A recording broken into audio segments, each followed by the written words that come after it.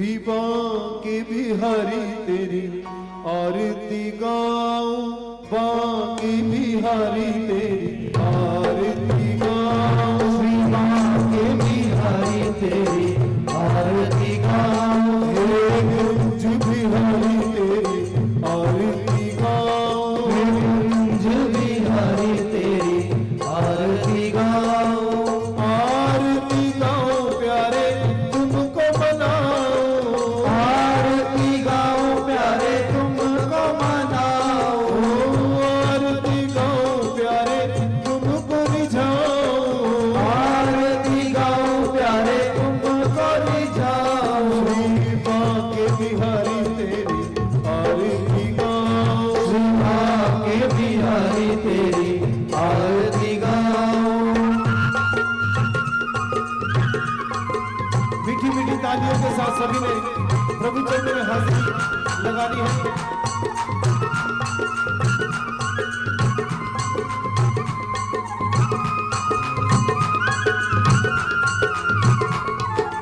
मोर मुकुट लाला शीश पे सोए, मोर मुकुट लाला शीश पे सोए, प्यारी बंसी मेरो मन मोहे, प्यारी बंसी मेरो मन मोहे, छवि बलिहारी मैं जाऊं, देख छवि बलिहारी मैं जाऊं, श्री बांके बिहारी तेरी आरती गाऊं, श्री बांके बिहारी तेरी आरती गाऊं।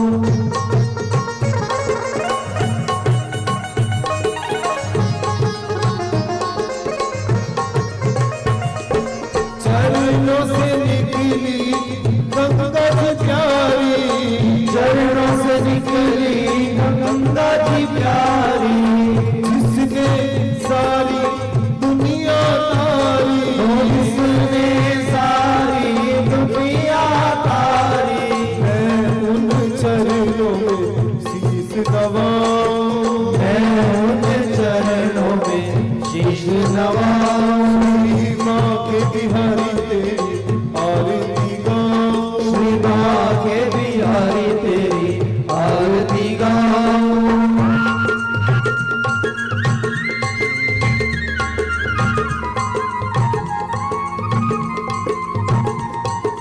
दास अनाथ के नाथ आप हो, दास अनाथ के नाथ आप हो, दुख सुख जीवन प्यारे आप हो, दुख सुख जीवन प्यारे आप हो, हरि चरणों में शीश नवाऊं, मैं उन्हीं चरणों में शीश नवाऊं, श्री बांके बिहारी तेरी आरती गाऊं, श्री बांके बिहारी तेरी आरती गाऊं।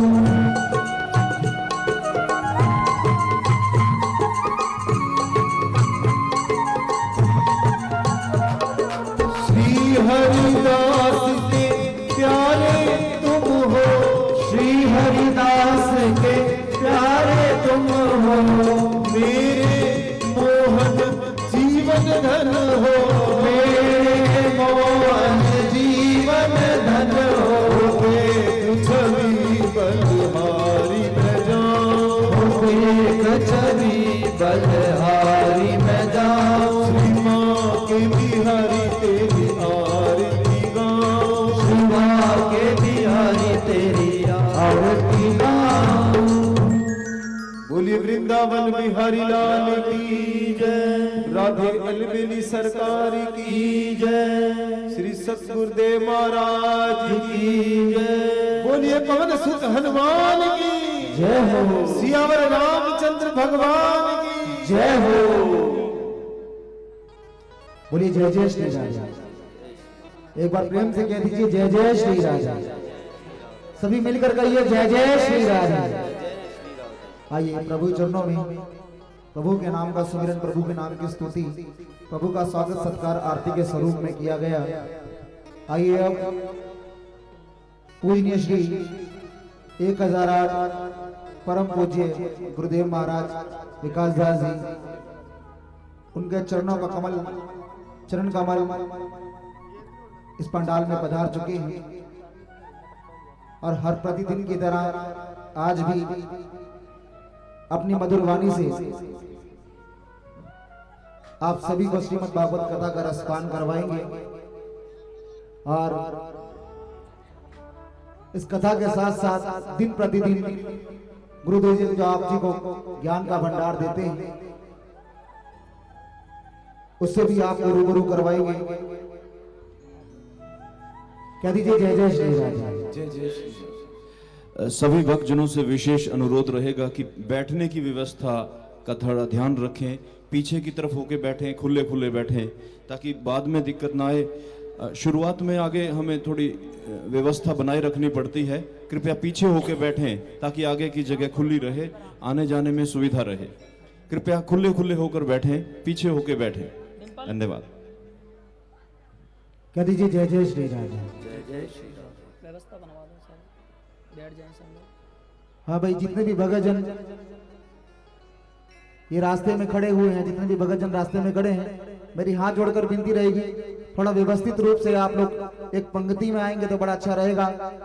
और बड़ा सुंदर सा प्रबंध आप सभी के लिए किया गया है।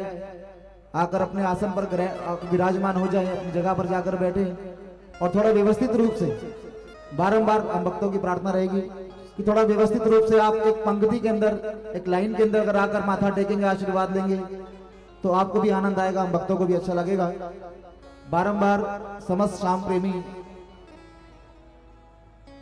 उन सभी की प्रार्थना आपसे रहेगी कि व्यवस्था को बनाए रखें, मर्यादा का उल्लंघन ना करें, मर्यादा में रहें तो बहुत अच्छी बात होगी।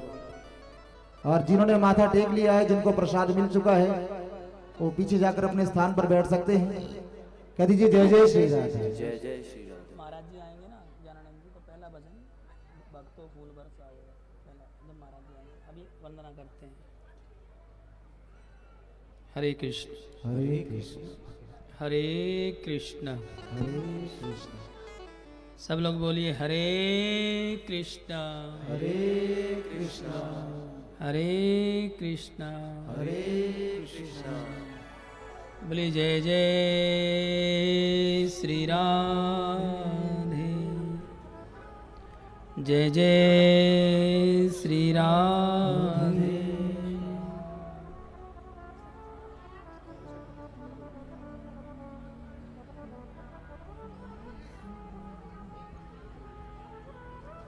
आइएगा, आज भागवत का षष्ठम दिन और श्रीमद् भागवत महापुराण में प्रवेश करें वंदना करते हुए। सब लोग हाथ जोड़कर प्रार्थना करते हुए वंदना करें।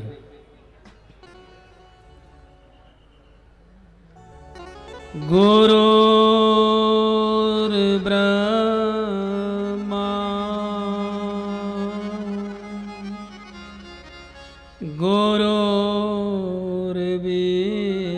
गुरुर्विष्णु गुरुर्देवो महेश्वरा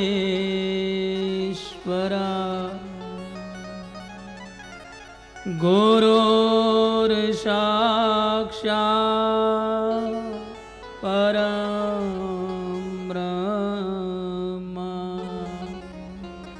तस्मै श्री गुरुवे नमः।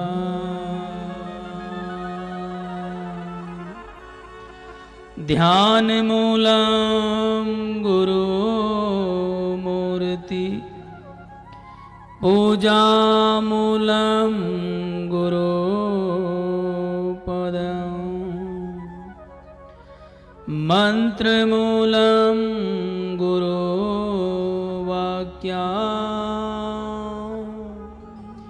मोक्षमूलं गुरुकृपा।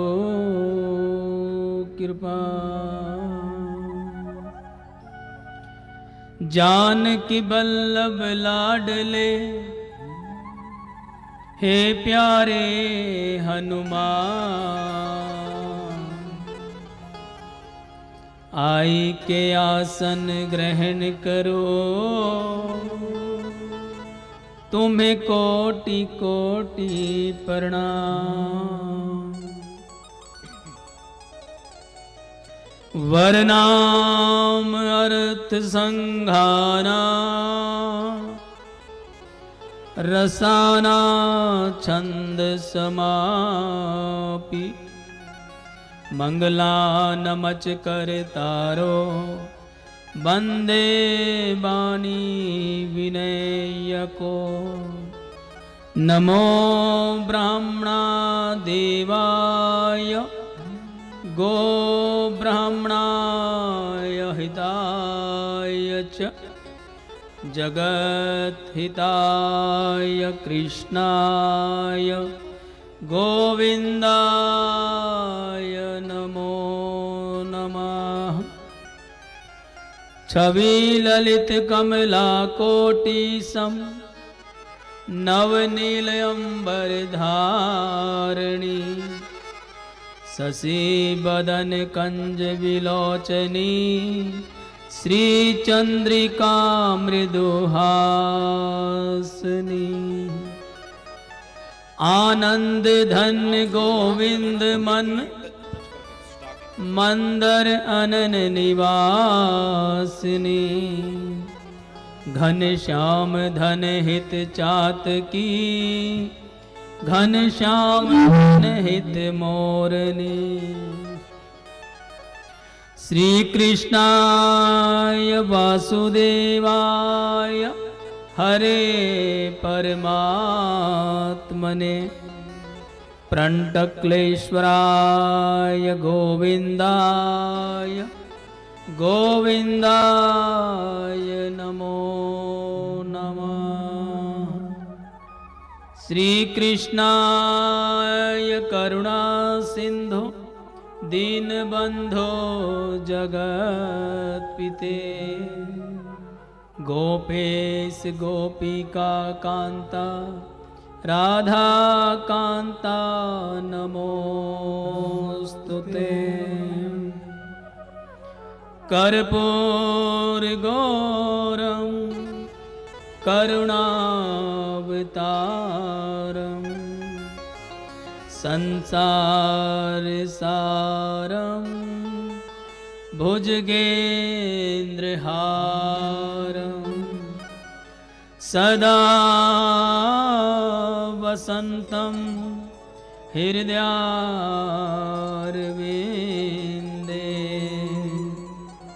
भवं भवानी सहितं नमामि।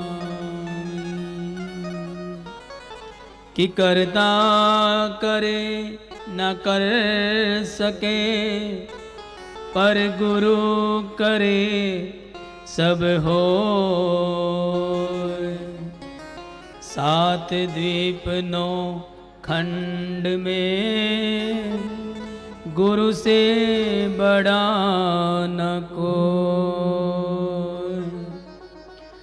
मैं तो सात समुद्र की मसी करूं,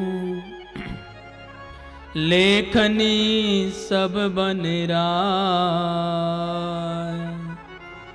सब धरती का गज करूं, पर गुरु गुण लिखा न जाए। विघ्न हरण मंगल करण, गणनायक गणराज। रिद्धि सिद्धि सहित पधारो, मारो पूर्ण करियो काज। सदा भवानी दाहिनी, सम्मुख रहते गणेश।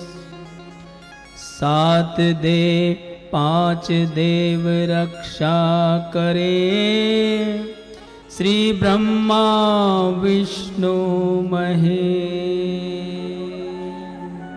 श्री ब्रह्मा विष्णु महेश। बोलिए हरे कृष्ण हरे कृष्ण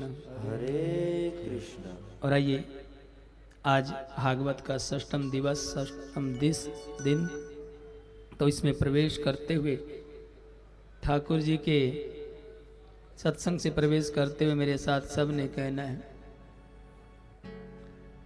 जय जय श्यामा जय जय श्याम, जय जय श्यामा जय जय श्याम, जय जय श्री वृंदावन धाम।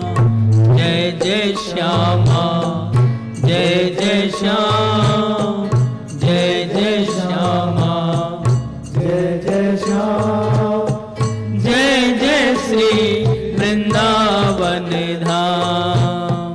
जय जय श्री वृंदावन धाम। जय जय श्यामा जय जय श्याम, जय जय श्यामा जय जय श्याम, जय जय श्री वृंदावन धाम। जय जय श्री वृंदावन धाम। जय जय श्यामा जय जय श्याम, जय जय श्यामा जय जय श्याम, जय जय श्री वृंदावन धाम। जय जय श्री वृंदावन धाम। सब लोग बोले मेरे साथ, बोलो जय जय श्यामा जय जय श्याम, जय जय श्यामा जय जय श्याम, जय जय श्री वृंदावन धाम। जय जय श्री वृंदावन धाम। जय जय श्री वृंदावन धाम। जय जय श्री वृंदावन धाम। जय जय श्यामा जय जय श्याम, जय जय श्यामा जय जय श्याम, जय जय श्यामा जय जय श्याम, जय जय श्यामा जय जय श्याम, जय जय श्री वृंदावन धाम। जय जय श्री वृंदावन धाम। जय जय श्री वृंदावन धाम। जय जय श्री वृंदावन धाम। हरे रामा राम रामा हरे हरे, हरे रामा राम रामा हरे हरे, हरे कृष्णा कृष्ण कृष्ण हरे हरे, हरे कृष्ण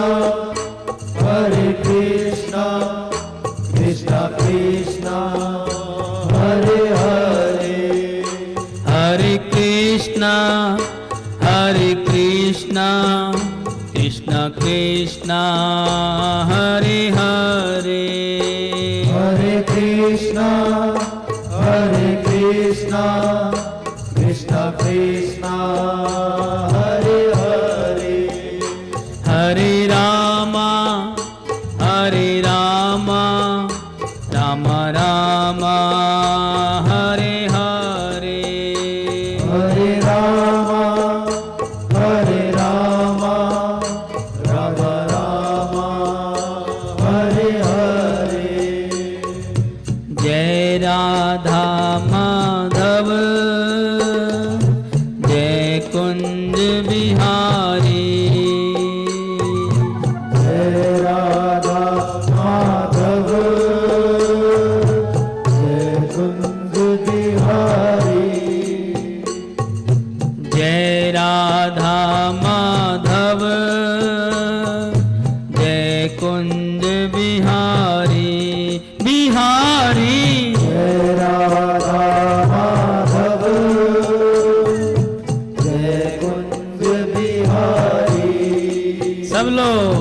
जय राधा माधव, जय कुंज बिहारी बिहारी। जय राधा माधव, जय कुंज बिहारी। बोलो जय राधा माधव, जय कुंज बिहारी बिहारी। जय राधा माधव, जय कुंज बिहारी। हरे रामा राम रामा हरे हरे। हरे रामा राम राम हरे हरे। हरे कृष्णा कृष्ण कृष्ण हरे हरे। हरे कृष्णा कृष्ण कृष्ण हरे हरे। हरे राम राम राम हरे हरे। हरे राम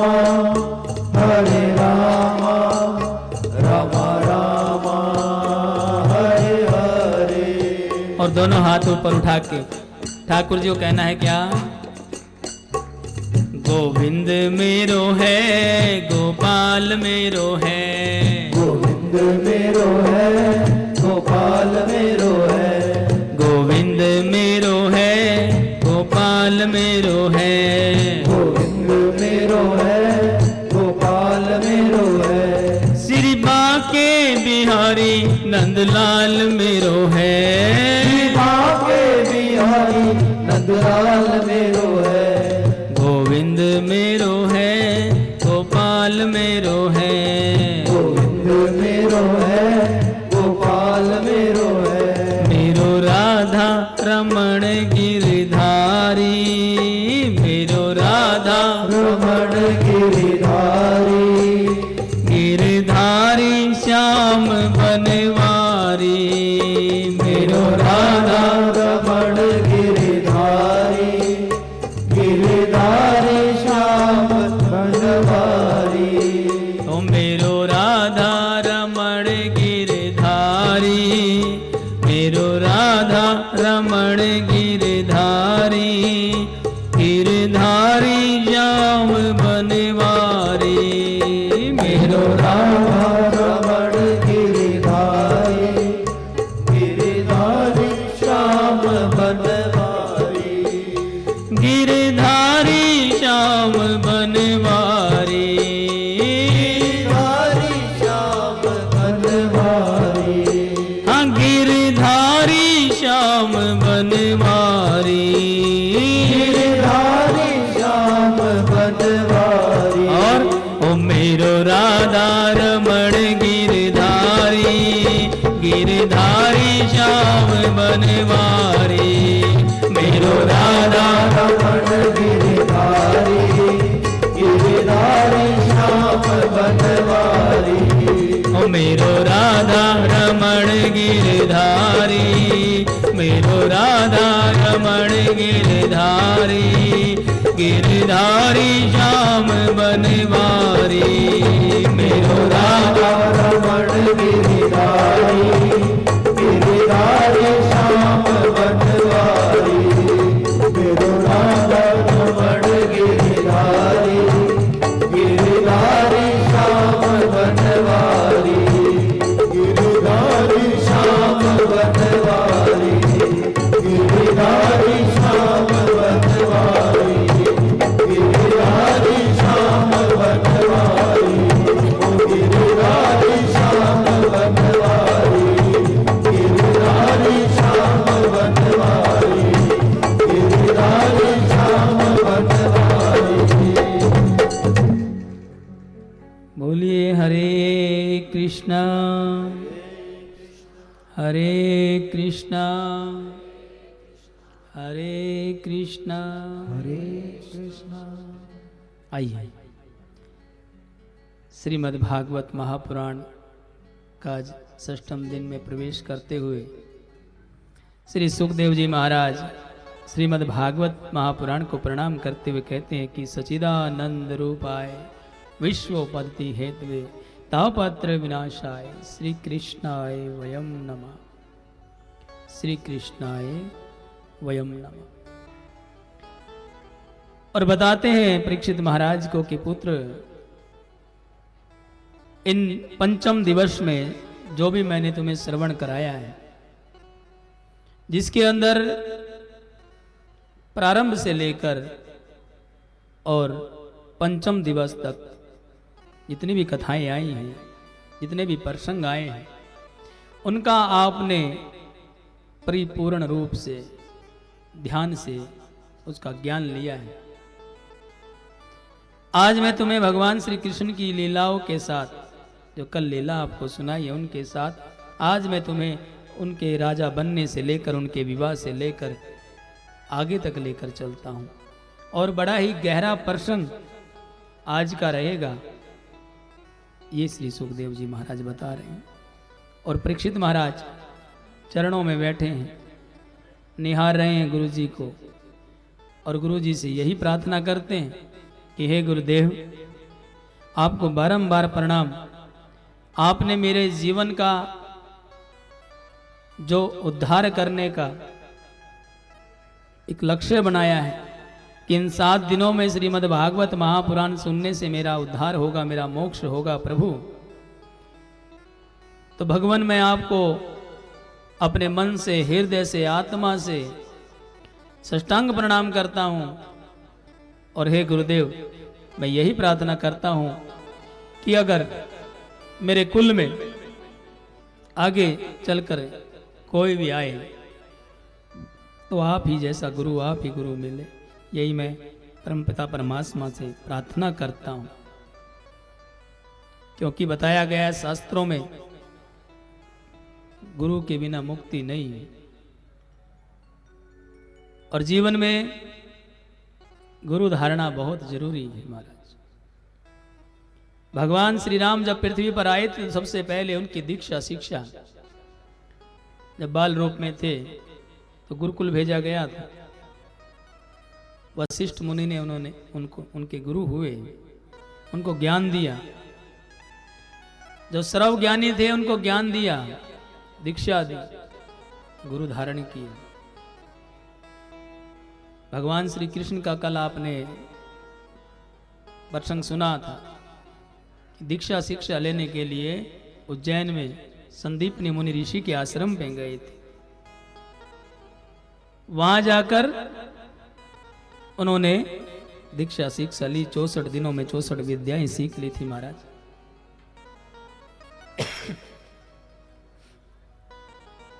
और भगवान श्री कृष्ण तो अनेक कलाओं से संपूर्ण थे। साक्षात भगवान विष्णु का अवतार, जिन्होंने इस पृथ्वी पर आकर केवल प्रेम का संदेश दिया, गीता का ज्ञान दिया। और गीता में साफ शब्दों में लिखा हुआ है महाराज, गीता में साफ शब्दों में लिखा हुआ है कि बुरा तू नहीं, तेरा वक्त है। ये दुनिया संसार के नियमों पर चलती है महाराज। जिस प्रकार सर्दियों में सूर्य की आवश्यकता होती है, सब इंतजार करते हैं सूर्य देव का सर्दियों में, और उसी सूर्य भगवान का बहिष्कार गर्मियों में होता है महाराज। गर्मियों में कहते हैं कि धूप कब जाएगी, कब छाव आएगी। मतलब की दुनिया है, मतलब से काम करते, मतलब से याद करते। ये संसार मतलब पर चलता है।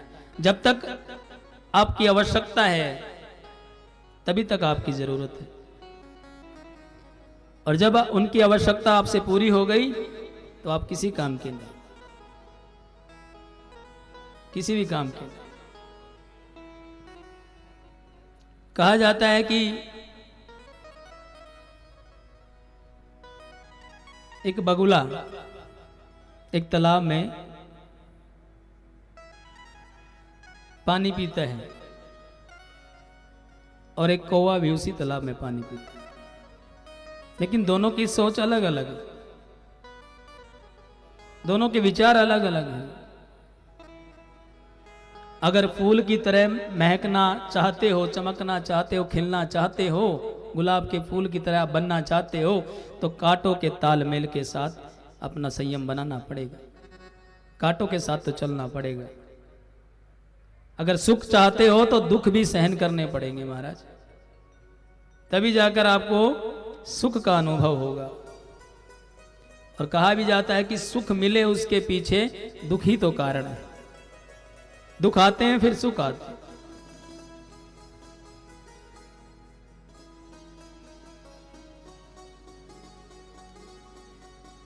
कहते हैं कि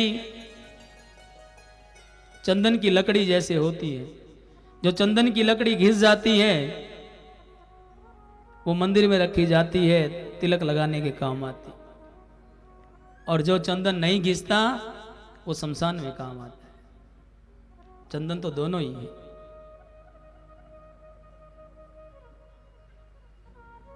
इंसान तो हर घर में जन्म लेता है, लेकिन इंसानियत कहीं कहीं जन्म लेती है। इंसान हर घर में जन्म लेता है, लेकिन इंसानियत कहीं कहीं जन्म लेती है। कोयल किसी को कुछ नहीं देती, फिर भी मीठी अच्छी लगती है।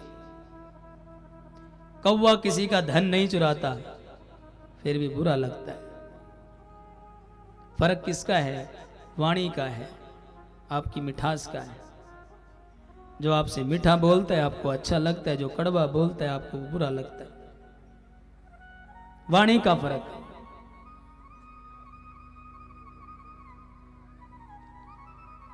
और परीक्षित महाराज तो प्रार्थना करते हुए कहते हैं कि गुरुदेव,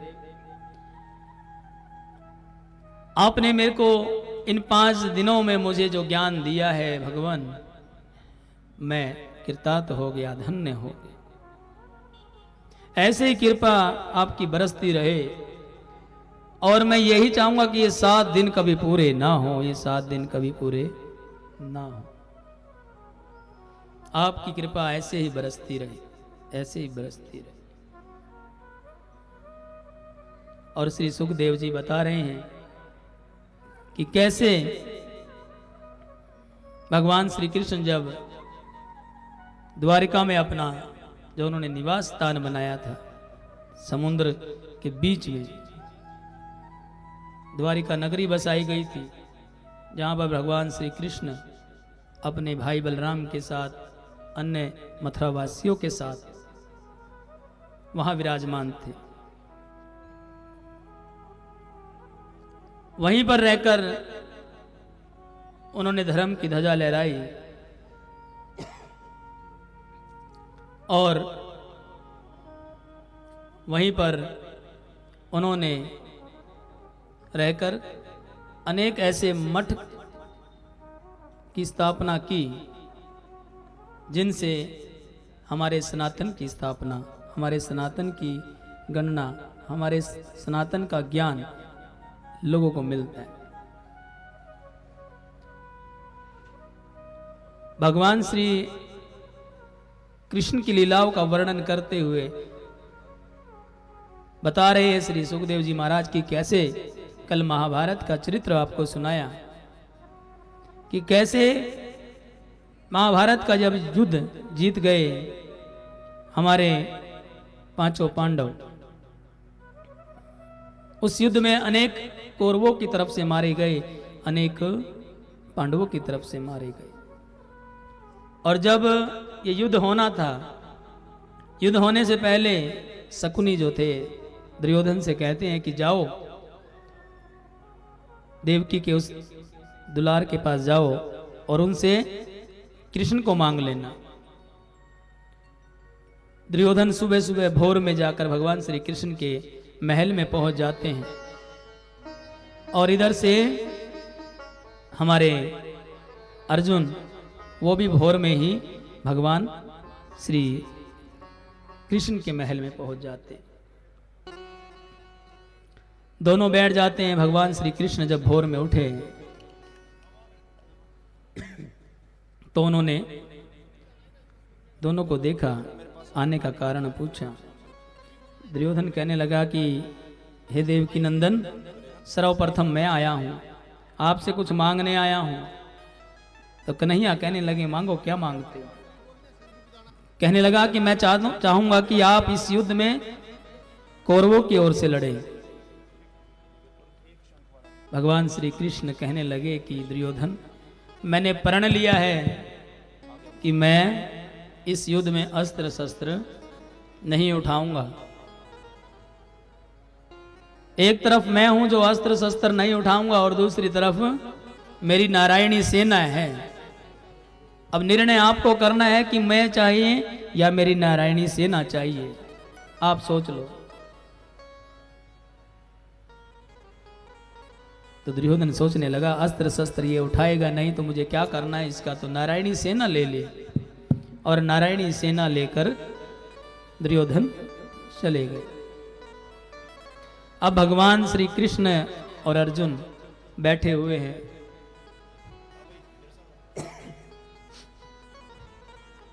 अर्जुन को देखकर भगवान श्री कृष्ण कहने लगे कि हे पार्थ, हार निश्चित है तेरी, हरदम रहेगा उदास। माखन दुर्योधन ले गया, अब छाछ बची तेरे पास। तो अर्जुन कहने लगा, हे गुरुदेव, हे द्वारिकानाथ, जीत निश्चित है मेरी, दास नहीं हो सकता उदास। मैं माखन लेकर क्या करूं जब माखन चोर है मेरे पास, जब माखन चोर है मेरे पास। बोले हरे कृष्णा हरे कृष्णा। भक्तजनों, हमारे बीच गीता मनीषी स्वामी ज्ञानानंद जी महाराज साक्षात आज हमें आशीर्वाद देने के लिए आए हैं। इस मंडल में, इस पंडाल में आपका स्वामी जी बहुत बहुत स्वागत। हम कृतार्थ हुए, आपकी कृपा, आपका आशीर्वाद हमें मिला। बहुत बहुत धन्यवाद। बहुत सौभाग्य हम सभी का कि आज आप स्वयं हमारे बीच हम सबको आशीर्वाद देने के लिए पहुंचे हैं। स्वामी ज्ञानानंद जी महाराज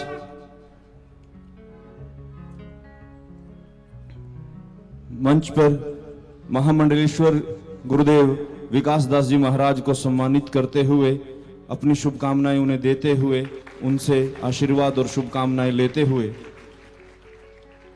बोले संत भगवान की। हमारे बीच में पूज्य गुरुदेव गीता मनीषी स्वामी श्री ज्ञानानंद जी महाराज, बड़ी ही व्यस्तता गीता जयंती पे महाराज श्री की रहती है और कई बार प्रार्थना की महाराज श्री से, महाराज श्री समय निकालकर आप सबके बीच में आपको आशीर्वाद देने आए हैं। आप सबको बता दूं कि महाराज श्री जब से गीता का प्रचार महाराज श्री ने प्रारंभ किया, हरियाणा में नहीं गीता जयंती मनाई जाती है। आज महाराज श्री के प्रयास से गीता जयंती का ये अंतर्राष्ट्रीय दिवस पर गीता जयंती मनाई जाती है। केवल महाराज जी को ही श्रेय जाता है गीता जयंती का।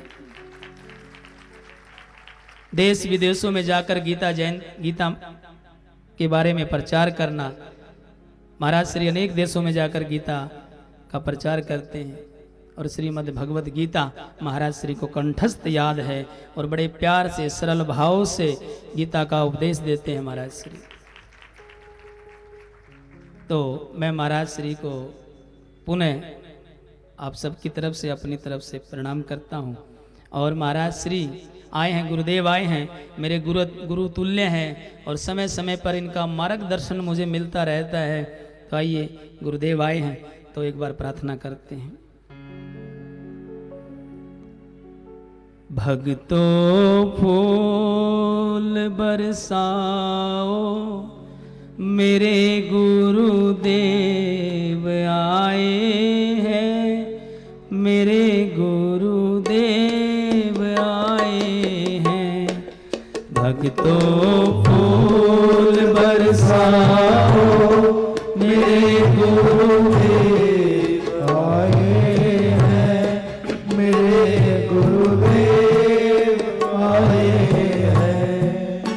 भक्ति के फूल बरसाओ, मेरे गुरुदेव आए हैं, मेरे गुरुदेव आए हैं। के फूल बरसाओ, मेरे गुरुदेव आए हैं, मेरे गुरुदेव आए हैं।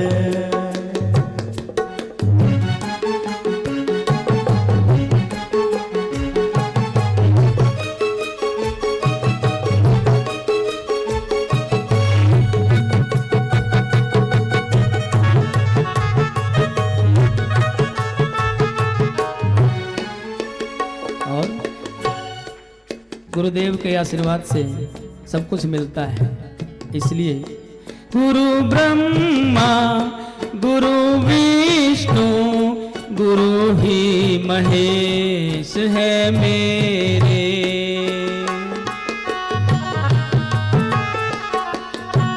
गुरु स्वामी गुरु मालिक गुरु देवता है बस मेरे।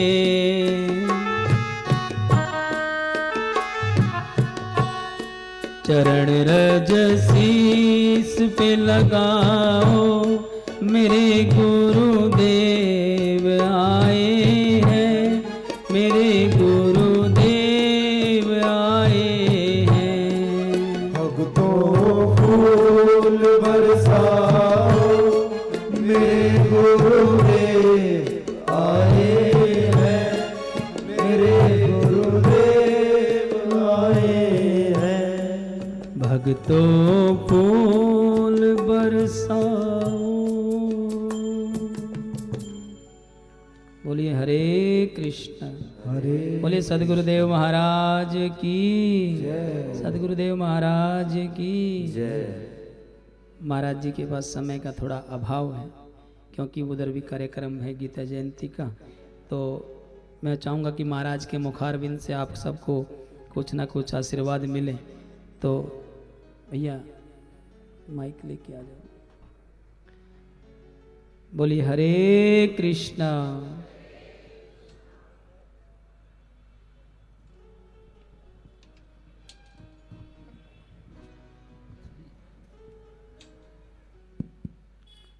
श्रीराधे श्रीराधे श्रीराधे।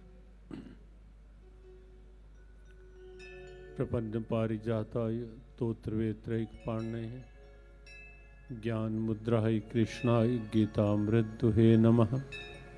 गीतामृत दुहे नमः। श्री राधा कृष्णाभ्याम नमः।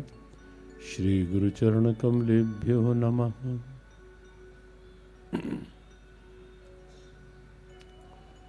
कुरुक्षेत्र की धर्म धरा, जहां आज से 5158 वर्ष पूर्व एक दिव्य अलौकिक घटना घटी। महाभारत की युद्ध भूमि में दोनों सेनाएं जब आमने सामने युद्ध के लिए तैयार खड़ी थी, उस समय भगवान कृष्ण के द्वारा अर्जुन को और अर्जुन के निमित्त से समूची मानवता को इसी कुरुक्षेत्र की धरा पर दिया गया गीता उपदेश, और वह पावन, वह सौभाग्यशालिनी तिथि जिसे प्यारे प्रभु ने चुना गीता के ज्ञान के लिए, गीता के उपदेश के लिए, वह तिथि भी कल की ही मार्गशीर्ष शुक्ल एकादशी, जो कल है, आज दशमी है। ऐसे पावन अवसर पर, जबकि पूरे धर्म क्षेत्र कुरुक्षेत्र में और वैसे पूरे हरियाणा के प्रत्येक जिला क्षेत्र में श्रीमद् भगवद गीता के अनेक कार्यक्रम, अनेक आयोजन चल रहे हैं। कल ही विराट संत सम्मेलन था। देश भर के हर विचारधारा के प्रमुख संत यहाँ कुरुक्षेत्र में उपस्थित थे, और ऐसी अलग अलग आयोजन उसी में ही यहाँ कुरुक्षेत्र के इस गीता धाम में हमारे आदरणीय विकास दास जी महाराज के द्वारा श्रीमद् भागवत सप्ताह का आयोजन कार्यक्रम यहाँ गतिमान है और संभवतः उसका आज छठा दिन है उसका आज। श्रीमद् भागवत कथा वास्तव में श्रीमद् भगवत गीता की प्रेरणाओं की ही एक उदार खुली व्याख्या है।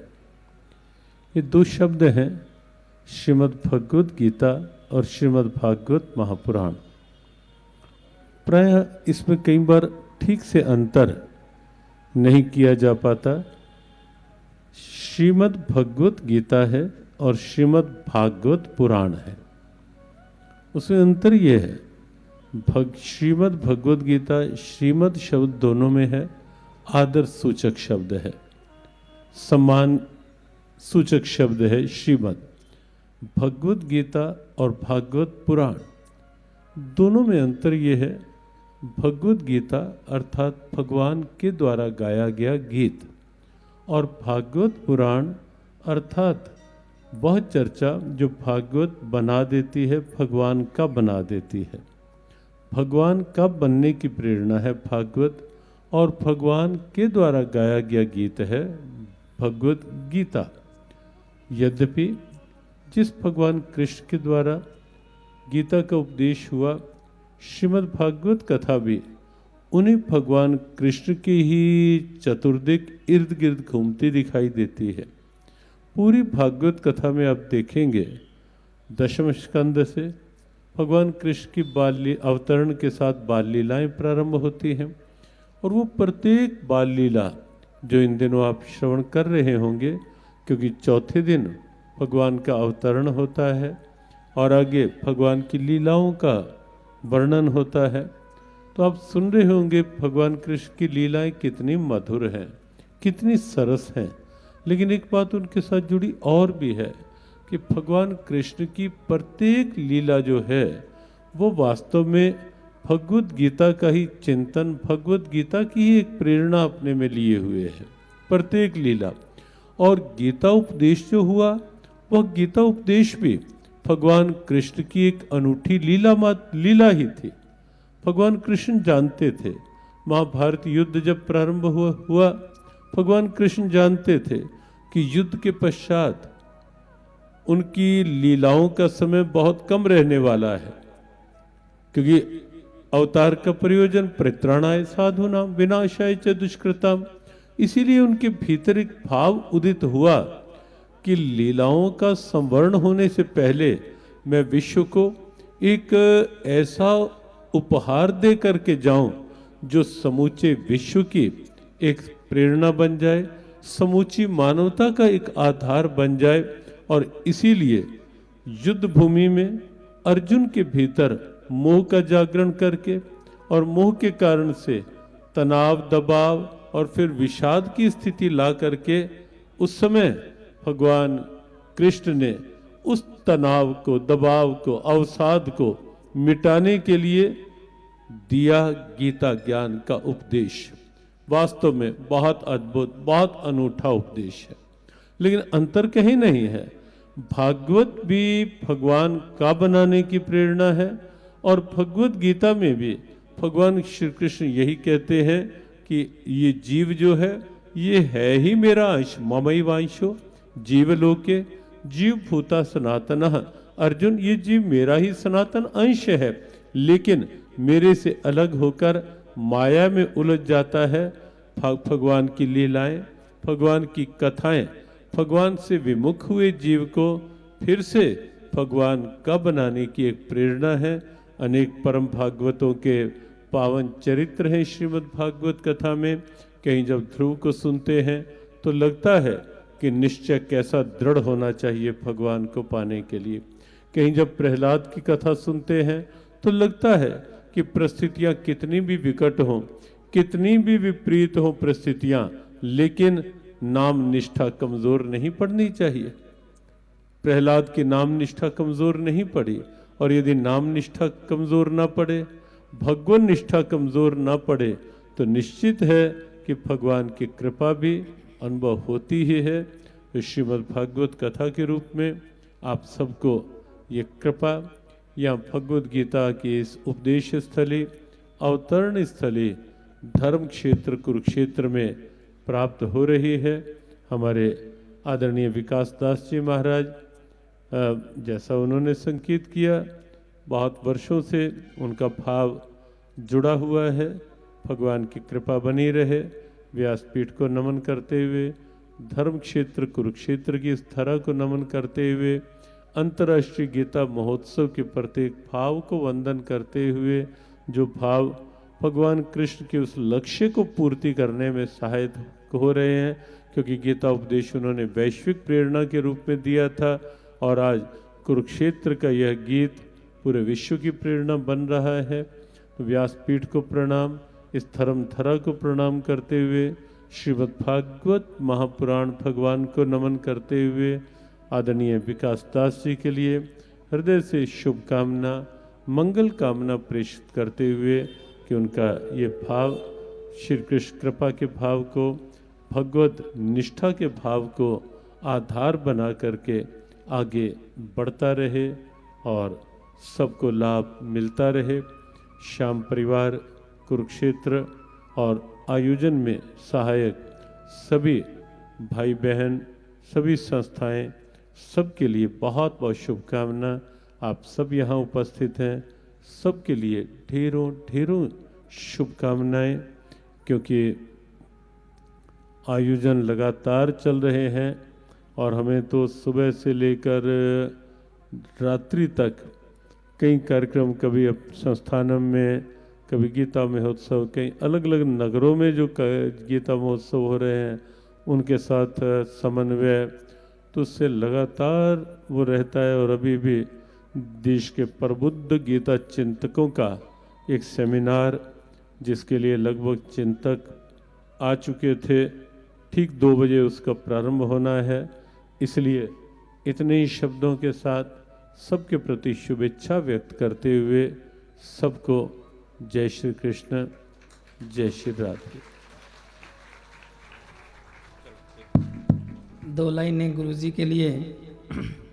ऐसे संत, ऐसे महापुरुष युगों में मिलते हैं और कहना चाहूँगा, मेरा तार प्रभु संग जोड़े, ऐसा कोई संत मिले। मेरा तार प्रभु संग जोड़े, ऐसा कोई संत मिले। मेरा तार प्रभु संग जोड़े, ऐसा कोई संत मिले। मेरा तार प्रभु संग जोड़े, ऐसा कोई संत मिले।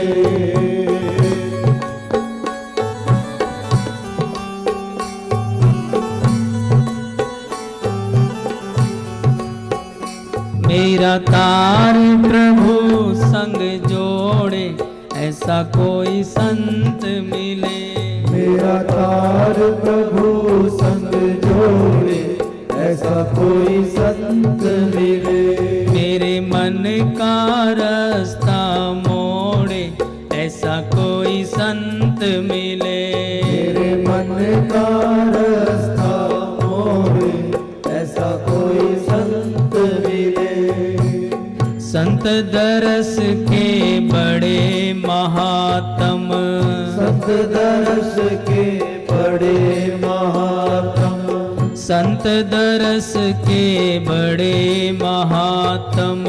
संत दरस के बड़े महात्म। दुर्लभ जग में संत समागम, दुर्लभ जग में संत समागम। मेरे मन के, मेरे मन के, मेरे मन के रोके तोड़े, ऐसा कोई संत मिले।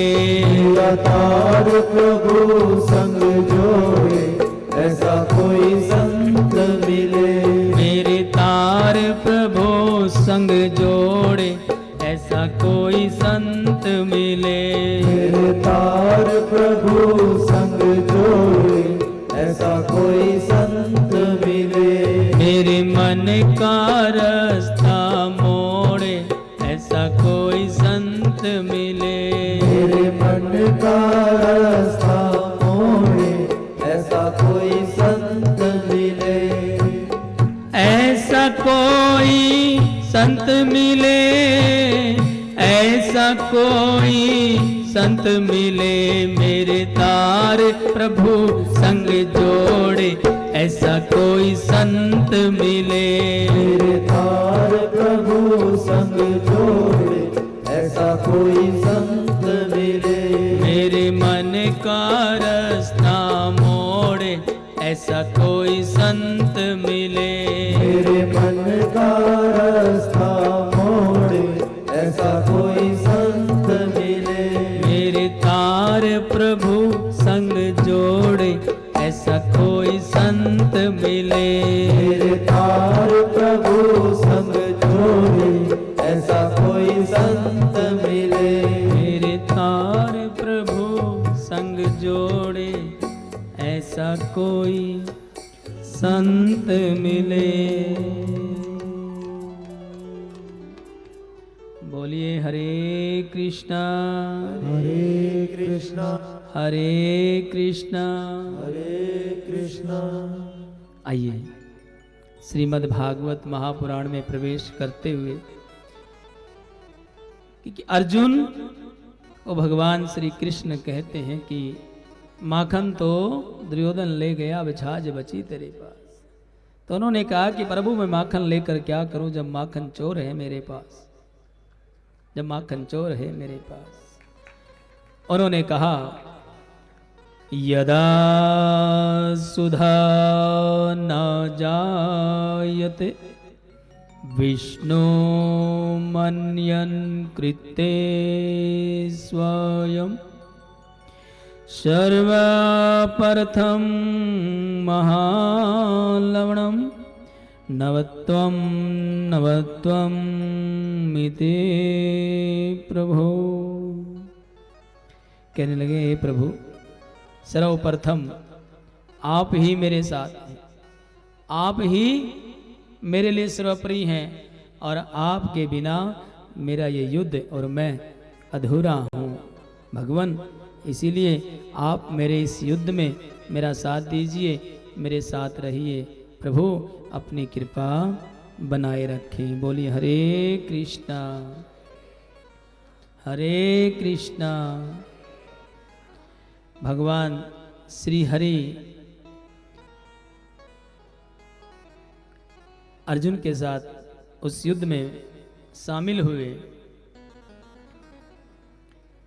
और इस युद्ध में जब गए, एक तरफ कौरव थे एक तरफ पांडव थे और बीच की वो सीमा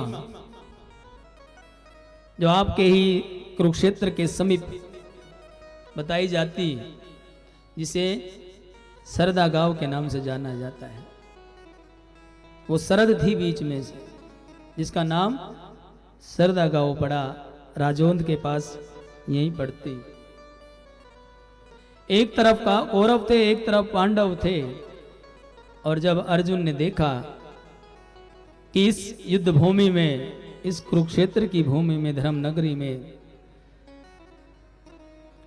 उनके सामने पितामह खड़े हैं, उनके सामने गुरु द्रोणाचार्य खड़े हैं,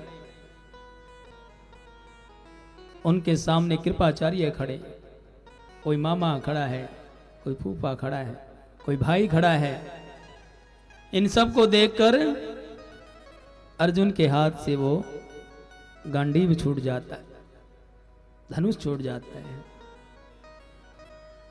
और वो केशव को कहने लगते हैं कि भगवान आज मुझसे ये युद्ध नहीं होगा, मैं अपने पितामह पर बाण कैसे चलाऊंगा, मैं अपने गुरुजनों पर बाण कैसे चलाऊंगा, ये युद्ध मुझसे नहीं होगा। मेरा शरीर कांप रहा है, मेरे हाथ कांप रहे हैं बाण चलाते हुए, मैं इस युद्ध को नहीं लड़ सकता।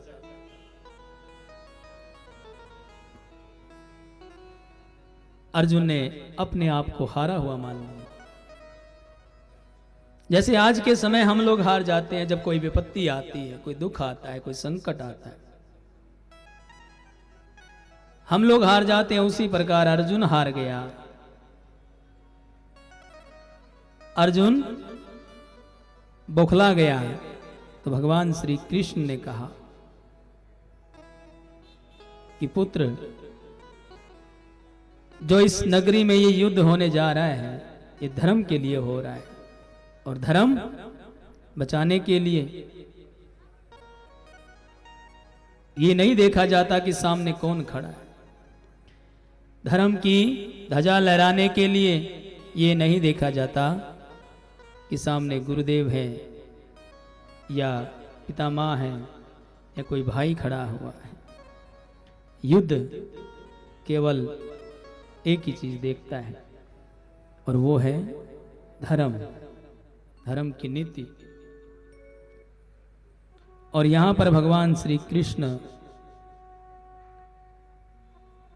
को अर्जुन कहते हैं कि हे केशव, यदि कृष्णाम ना हतम ना करुणाम प्राप्तिनेम हतम किम हनते पुनः। कि हे भगवान, आपकी बात ठीक है, लेकिन मैं इनका हित सोच सकता हूं, इनका विनाश नहीं सोच सकता। दुर्योधन के साथ मैं युद्ध कर सकता हूं, लेकिन पितामह के साथ, गुरुदेव के साथ, इनके साथ युद्ध नहीं कर सकता। हे केशव, इस युद्ध को यहीं रोक दो। ये युद्ध नहीं लड़ना है, इस युद्ध को यहीं पर रोक दो। हमें कोई राजपाट नहीं चाहिए, हमें कोई नगर नहीं चाहिए, हमें राज्य नहीं चाहिए।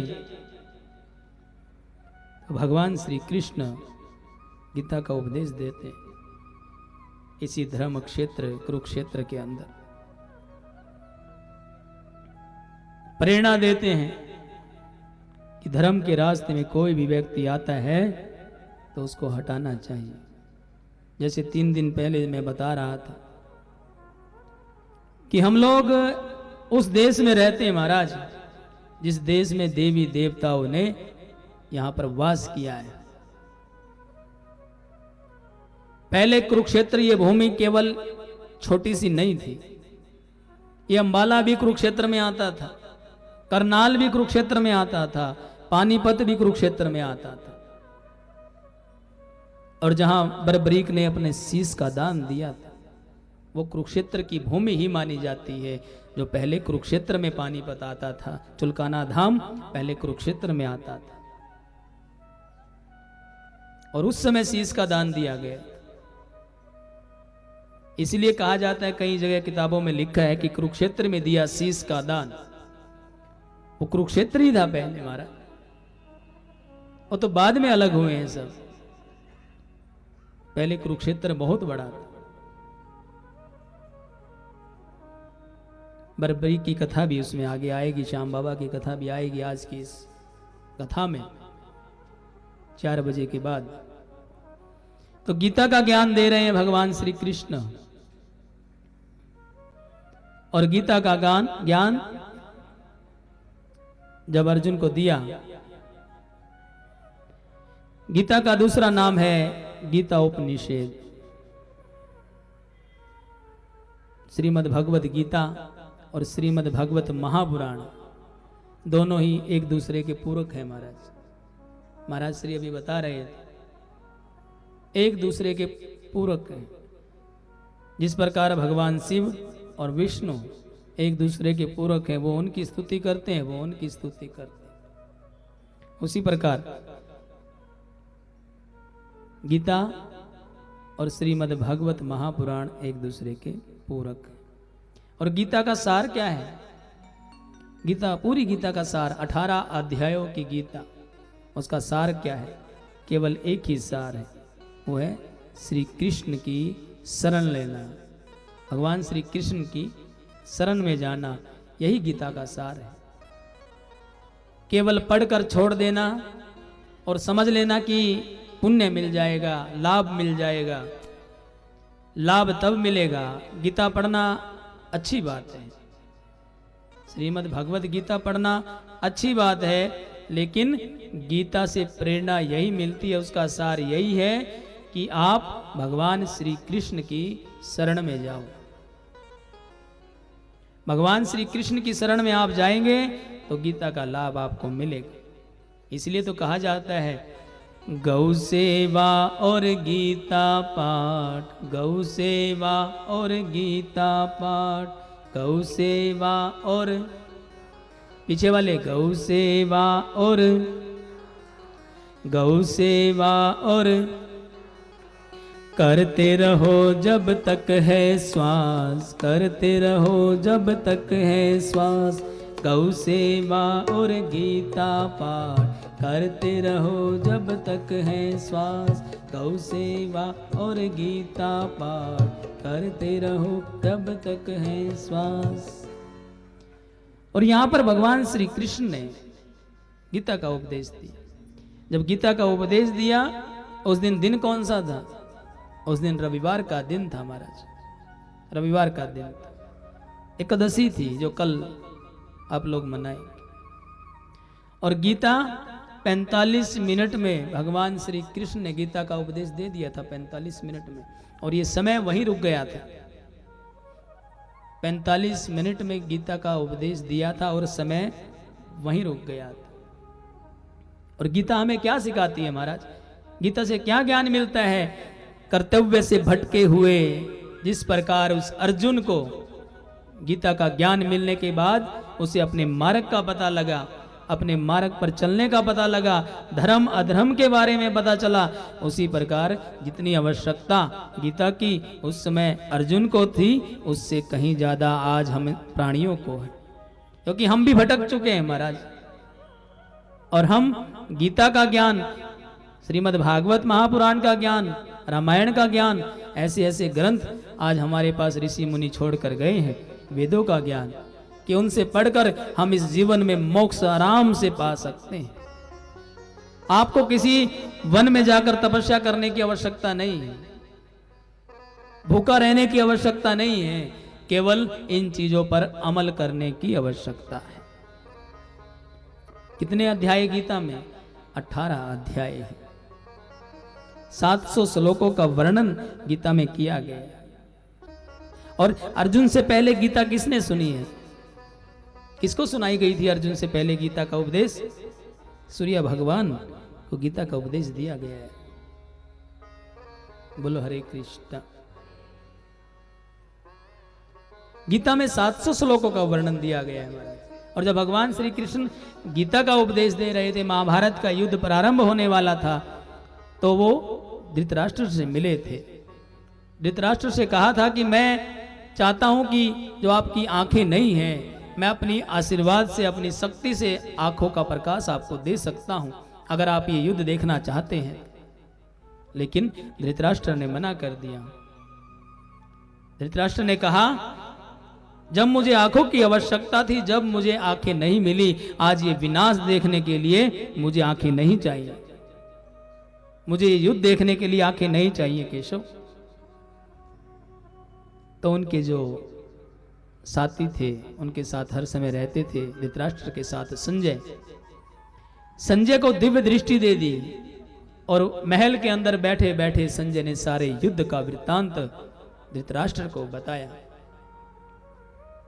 700 श्लोकों का वर्णन गीता में दिया गया है। और भगवान श्री कृष्ण ने गीता के अंदर 574 श्लोकों का वर्णन किया है। 574 श्लोक भगवान श्री कृष्ण ने अपने मुख से उनका वर्णन किया है अर्जुन को।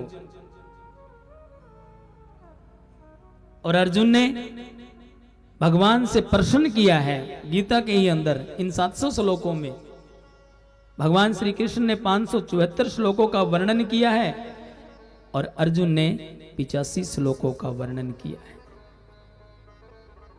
धृतराष्ट्र ने 1 श्लोक का वर्णन किया इसके बीच में, गीता के 700 श्लोकों के बीच में।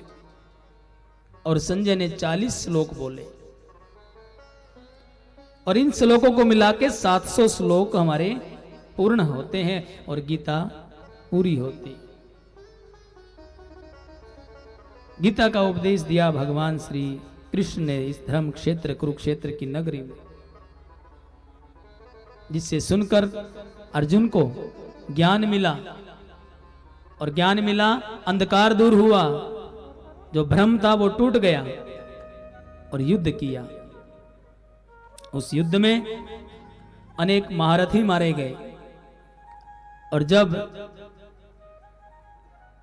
भगवान श्री कृष्ण ने पितामह से कल आपको सुनाया था कि कैसे द्रौपदी को आशीर्वाद दिया था और युद्ध होने वाला था, अगले दिन प्रतिज्ञा ले ली थी। तो जब अर्जुन बाण चला रहा था तो उधर से पितामह बाण चला रहे थे, और जैसे ही पितामह बाण चला रहे थे उनके सामने शिखंडी आ गई, और जैसे ही शिखंडी आया तो अपना धनुष नीचे रख दिया पितामह ने, और अर्जुन ने बाण चलाना प्रारंभ कर दिया। बाणों से भेदते गए पितामह को, और पितामह छलनी होते गए और बाणों की सैया बनी, बाणों की सैया पर आकर पृथ्वी पर गिर गए। और जब पृथ्वी पर गिरे सब लोग दौड़कर युद्ध छोड़कर पितामह के पास आ गए और पितामह से प्रार्थना करने लगे कि भगवान ये क्या हो गया।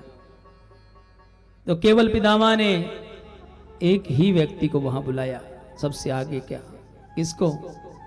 भगवान श्री कृष्ण को। उनको आगे बुलाया और कहने लगे कि हे केशव, हे देवकी नंदन, हे द्वारिका नाथ, मेरी एक ही प्रार्थना है कि मेरे इस शरीर से जब प्राण निकले तो आप मेरे सामने। उस समय दक्षिणायन समय चल रहा था, उत्तरायण में जाकर उनको मरना था। तो भगवान श्री कृष्ण ने कहा कि ठीक है पितामह, जैसा आप चाहते हैं वैसा ही होगा। और पितामह प्रार्थना करने लगे, कहने लगे कि हे केशव, इतना तो करना स्वामी, जब प्राण तन से निकले,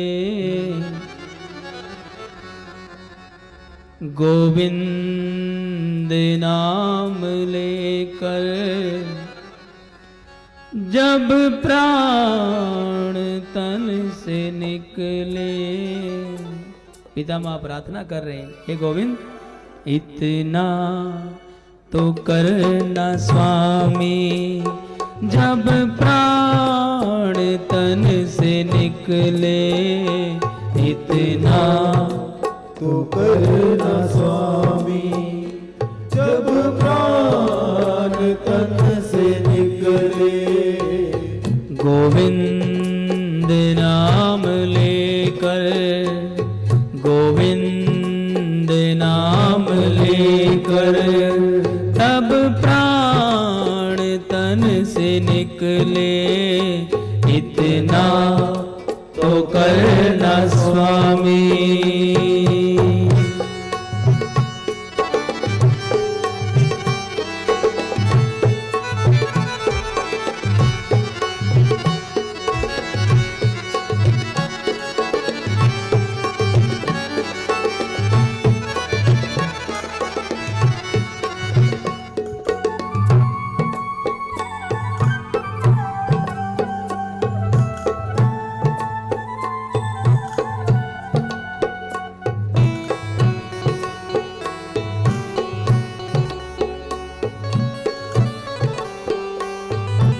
और प्रार्थना करते हैं, कहते हैं कि हे केशव, श्री गंगा जी का तट हो, यमुना का बंसीवट हो, गंगा जी का तट हो, यमुना का बंसीवट हो, श्री गंगा जी का तट हो, यमुना का बंसीवट हो, गंगा जी का तट हो, यमुना का बंसीवट हो, मेरा सावरा निकट हो, मेरा सावरा निकट हो, जब प्राण तन से निकले, इतना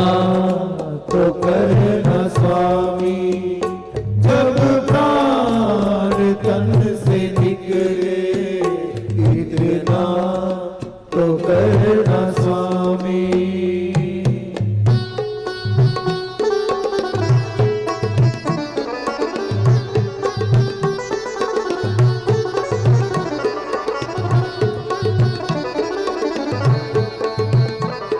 राधे।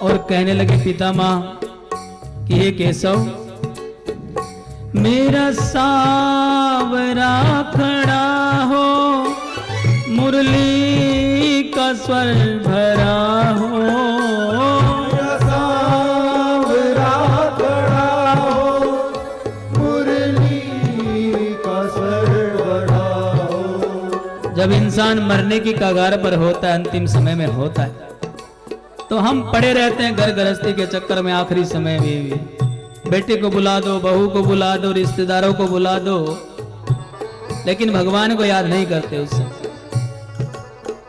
क्या करेंगे आकर वो आपका?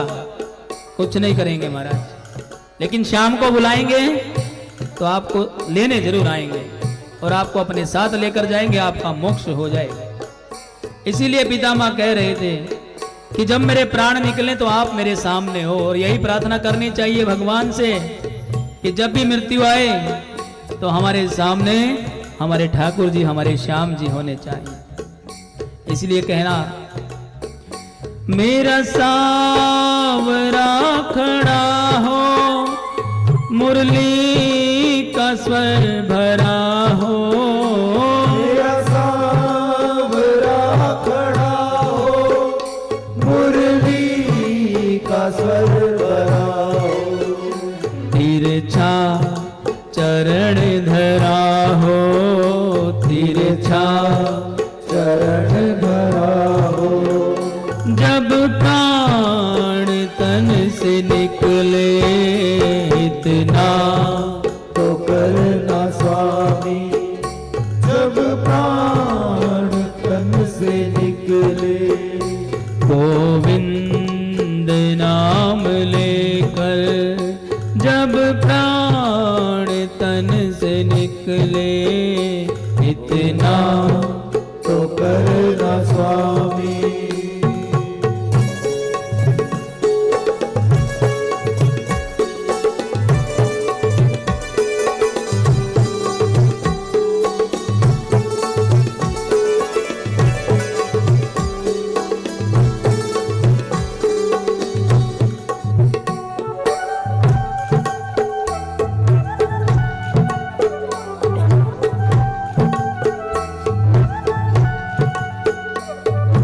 और एक ही प्रार्थना कर रहे हैं और आपको भी करनी चाहिए अंतिम समय में। वैसे तो मैं कहूंगा जैसे भगवान से प्रतिदिन कुछ ना कुछ मांगते हो, तो ये भी मांगना कि भगवान जब तक ये यात्रा हमारी इस जीवन की है और जब पूरी होनी है वो आपको पता है, लेकिन जिस दिन पूरी हो, ये भी प्रार्थना प्रतिदिन किया करो, जिस दिन पूरी हो सिर्फ आप ही हमें लेने आए, आप ही हमें लेने आए।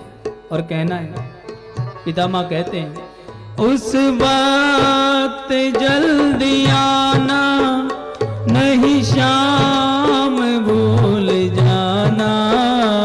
उस वक्त जल्दी आना, नहीं शाम भूल जाना। कह रहे हैं कि भगवान जब वो अंतिम समय आ रहा है मेरा, तो मुझे लेने के लिए जल्दी आना, कहीं देर मत कर देना। इसलिए सब लोग बोले, उस वक्त जल्दी आना, नहीं शाम भूल जाना। वक्त जल्दी आना, नहीं शाम भूल जाना। राधे को साथ लाना, राधे को साथ लाना।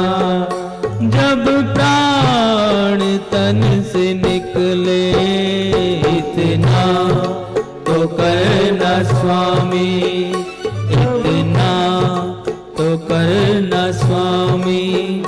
जब प्राण तन से निकले इतना तो करना स्वामी, इतना तो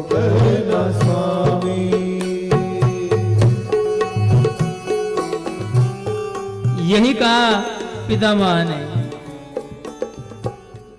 कि गोविंद नाम लेकर मेरे प्राण निकले और आप मेरे सामने हो। और जब भगवान श्री कृष्ण ने ही उनके सामने ही पितामह ने अपने प्राण छोड़े थे महाराज। बोली हरे कृष्ण हरे कृष्ण हरे कृष्ण। महाभारत के अंदर अनेक ऐसे प्रसंग हैं महाराज। जब भगवान श्री कृष्ण इस युद्ध के बाद वापस जाने लगे तो कुंती ने रास्ता रोका। कुंती हाथ जोड़कर खड़ी हो गई, प्रार्थना करने लगी, कहने लगी कि भगवान आप छोड़कर जा रहे हैं। भगवान श्री कृष्ण कहने लगे बुआ कैसी बातें करती, आज तो मुझे क्या संबोधन कर रही है, क्या कहकर पुकार रही है, दिमाग तो ठीक है।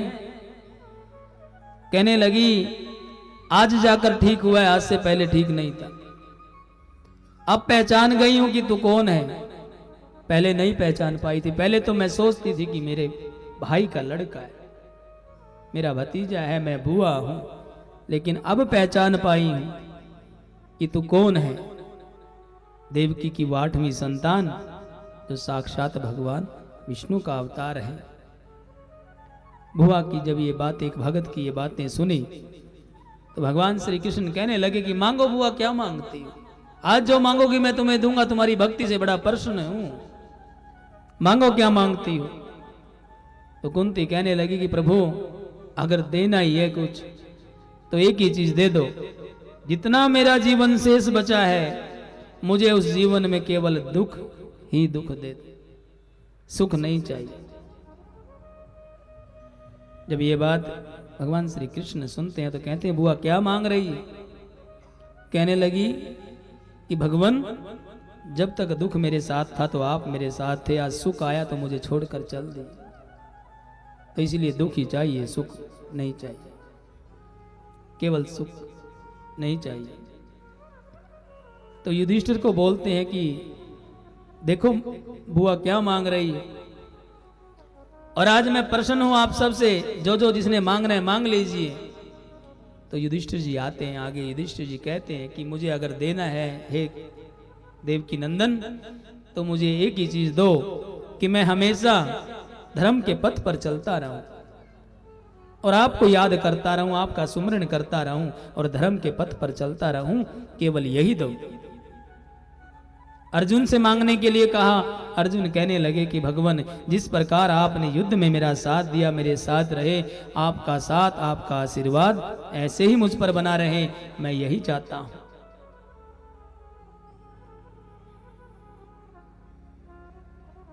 भीम को बुलाया गया,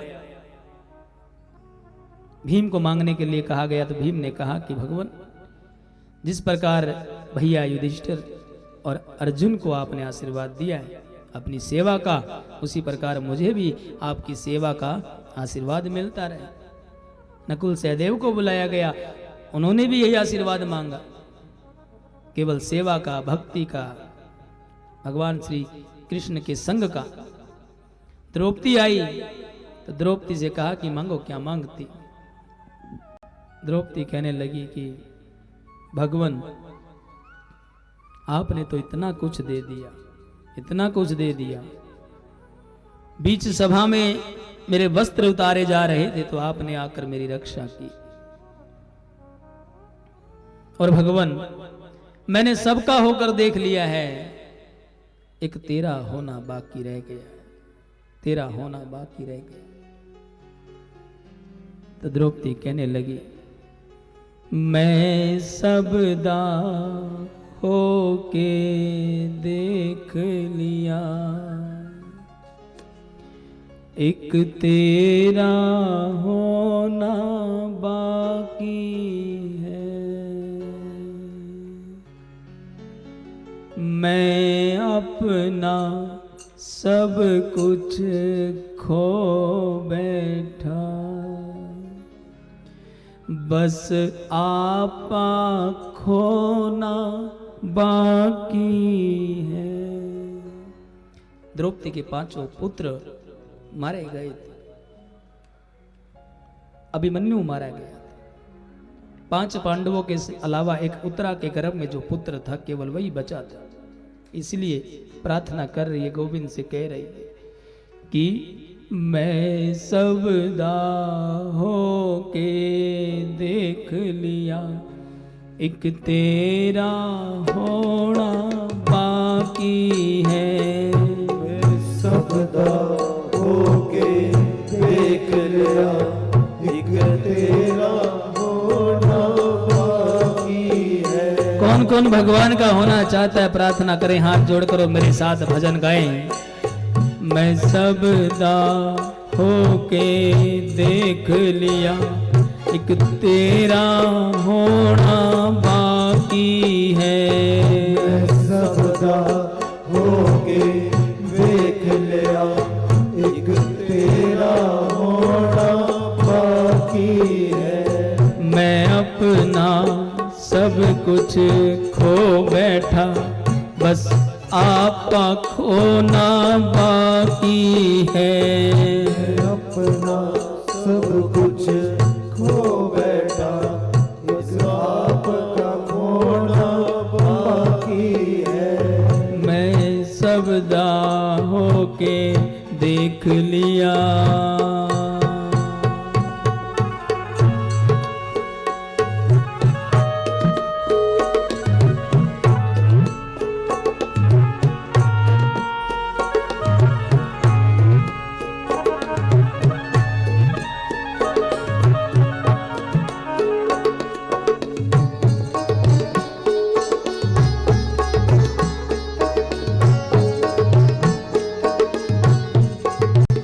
और द्रौपदी कह रही है भगवान से, ध्यान से सुने।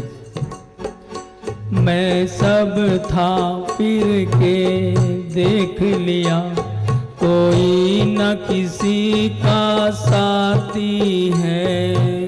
सब फिर देख लिया, कोई न किसी का साथी है। मैं सब था फिर के देख लिया। था का मतलब समझते हैं पंजाबी दे विच था किनों बोल दे, था कि जगह जगह फिर कर देख लिया है। मैं सब था फिर के देख लिया, कोई न किसी का साथी है। मैं सब था फिर के देख लिया, कोई न किसी का साथी है। मैं सबनों मिल के देख लिया, एक तेरा मिलना बाकी है। मैं सबनों मिल के देख लिया, एक तेरा मिलना बाकी है। मैं सब दाहो के देख लिया।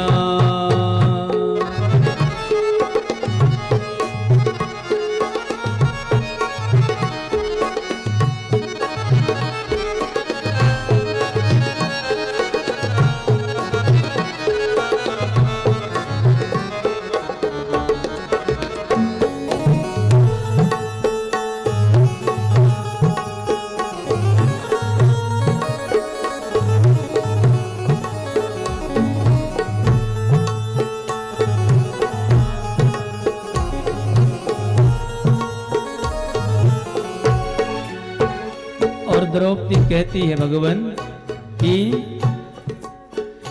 हंकार भी छोड़ा आ बैठा, तेरे नालो दूरी पा बैठा।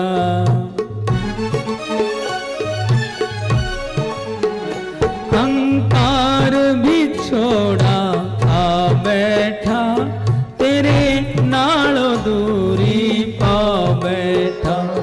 मैं बाहरों झुक कर देख लिया। द्रौपदी ने जब चीरहरण हो रहा था महाराज, सबके आगे हाथ जोड़े झुक कर देखा, लेकिन किसी ने सहायता नहीं की, किसी ने मदद नहीं की।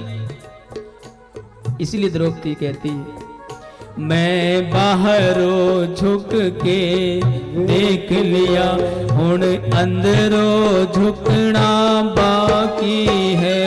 मैं सबका होकर देख लिया, एक तेरा होना बाकी है। और द्रौपदी कह रही है, रो रही है और कह रही है, हर दर्दा में ठुकराया है, हर गम दाम में सताया है।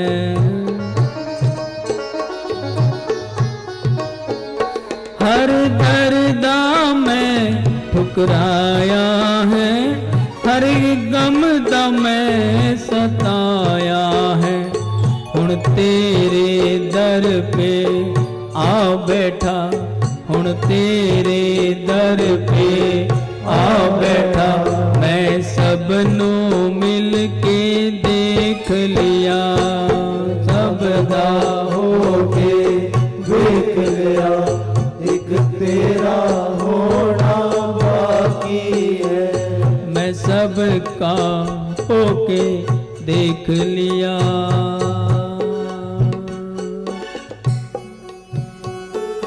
बोले हरे कृष्णा।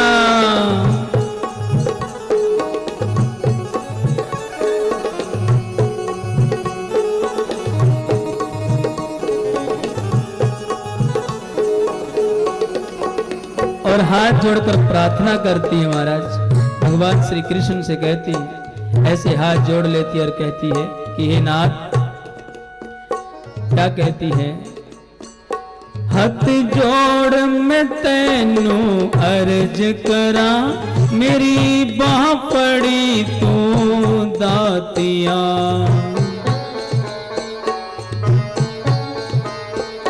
हथ जोड़ मैं तैनू अर्ज करा, मेरी बाह पड़ी तू दातिया। जद जान दा बेला बन आवे, जब जान दा बेला बन आवे, लेना तेरा आना बाकी है।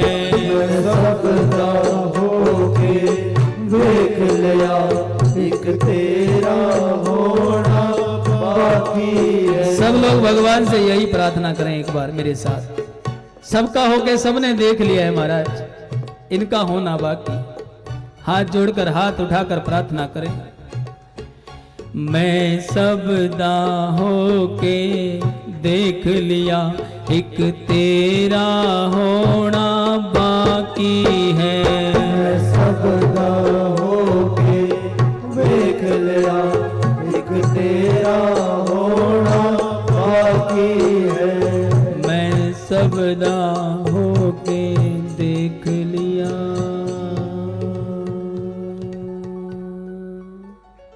बोलिए हरे कृष्णा हरे कृष्णा हरे कृष्णा हरे कृष्णा। कृष्णा। द्रौपदी को भी आशीर्वाद दिया, पांचों पांडवों को आशीर्वाद दिया और द्वारिका नगरी चले गए। अब कथा आती है कि भगवान श्री कृष्ण, आइए बोले संत भगवान की जय। कथा आती है कि भगवान श्री कृष्ण जब द्वारिका नगरी में थे तो कुंदनपुर में विदर्भ देश के राजा भीष्मक राजा, जिसका नाम था भीष्मक, उनके 5 बेटे थे, 1 बेटी थी। 5 बेटे थे, 1 बेटी थी। बड़े बेटे का नाम रुक्मण था और बेटी का नाम था रुक्मणी। और रुक्मणी बचपन से ही अपने हृदय में ठाकुर जी को बसा चुकी थी। ठाकुर जी की आराधना करती थी, पूजा करती थी, मन ही मन उसको पति मान चुकी थी। कभी कन्हैया को देखा नहीं था। जैसे मीरा जी ने कन्हैया को नहीं देखा था। और मीरा जी 5 साल की आयु में, 5 वर्ष की आयु में मीरा दीवानी हो गई थी। एक बारात जा रही थी महाराज, दूल्हा बैठकर घोड़ी पर जा रहा था तो मैया से कहने लगी, महल से देख रही थी कि मैया ये क्या है, कौन जा रहा है। तो मैया कहने लगी कि बेटी ये दूल्हा है, शादी करने जा रहा है, इसकी शादी है। तो मैया से कहने लगी, मैया मेरा दूल्हा कहाँ है, मेरी शादी कब होगी, मुझे भी दूल्हा चाहिए। जिद करने लगी और मैया ने उसकी जिद देखी तो घर में जो बाल गोपाल थे उठाकर उसकी गोद में दे दिए। कहने लगी, ये तेरा दूल्हा है, ले पकड़। और उसी दिन से कन्हैया को अपना दूल्हा मान लिया। जैसे देवी जी हाथ में रखते हैं 24 घंटे, कन्हैया जी को अपने साथ रखती, दूल्हे के रूप में, भगवान के रूप में अपने साथ रखती। उसी प्रकार मीरा भी अपने हाथ में कन्हैया को लेती, गुनगुनाती, भजन कीर्तन करती।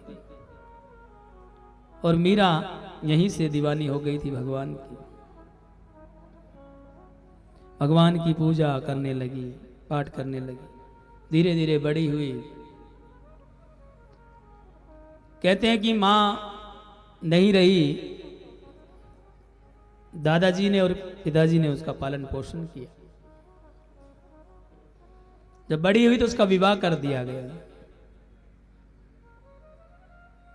राणा जी के साथ विवाह हुआ, लेकिन अपने कन्हैया को साथ ले गए। विवाह के लिए मना किया लेकिन नहीं माने। और जब विवाह हुआ तो केवल मन में एक ही भाव था, वो था भगवान श्री कृष्ण का भाव। और जब मीरा का विवाह हो गया, वहां भी राणा जी ने काफी समझाया मीरा को, लेकिन मीरा नहीं मानी। समाज को देखते हुए तो राणा जी सोचते थे कि मीरा को त्याग देना चाहिए। मीरा जब नहीं मानी, मीरा को जहर का प्याला भी दिया। जहर का प्याला राणा जी ने भेजा, जहर का प्याला, जहर का प्याला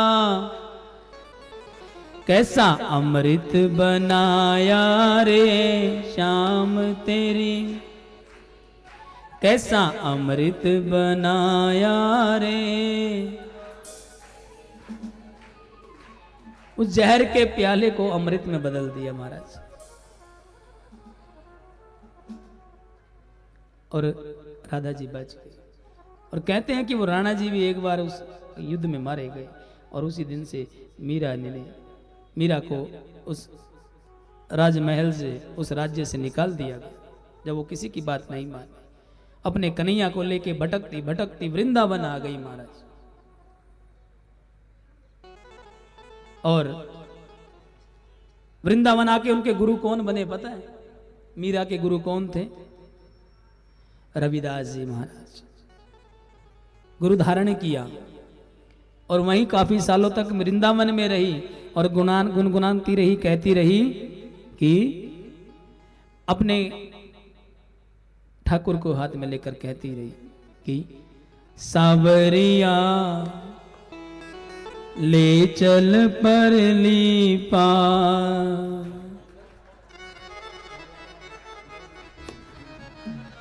जहां विराजे श्याम प्यारी,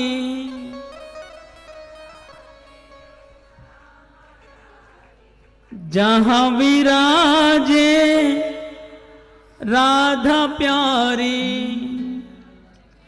अलबेली सरकार कन्हैया ले चल परली पार, कन्हैया ले चल परली पार, सावरिया ले चल परली पार, जहाँ विराजे राधा प्यारी, जहाँ विराजे राधा प्यारी, अलबेली सरकार कन्हैया ले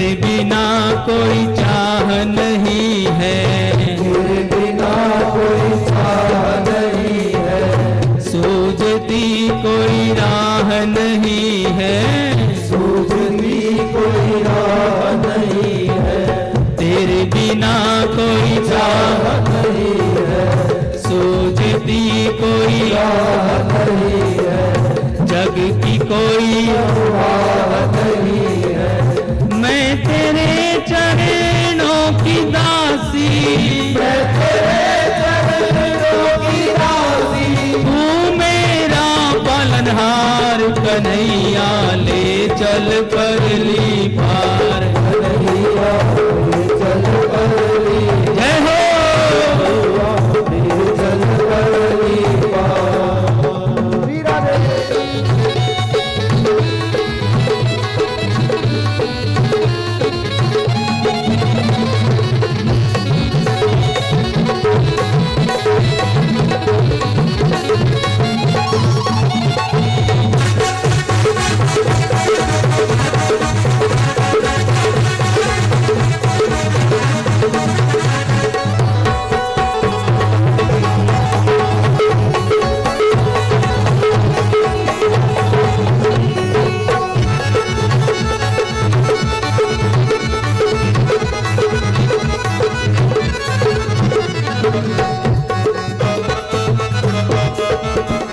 और तेरे नाम की भई मैं दीवानी, तेरे नाम की भई मैं दीवानी, भूल गई मैं दुनिया सारी, भूल गई मैं दुनिया सारी, अब तो आओ मोहन प्यारे, अब तो मोहन प्यारे, कर दो भव से पार कन्हैया ले चल परली पार, कन्हैया ले चल परली पार, ओ सांवरिया ले चल परली पार।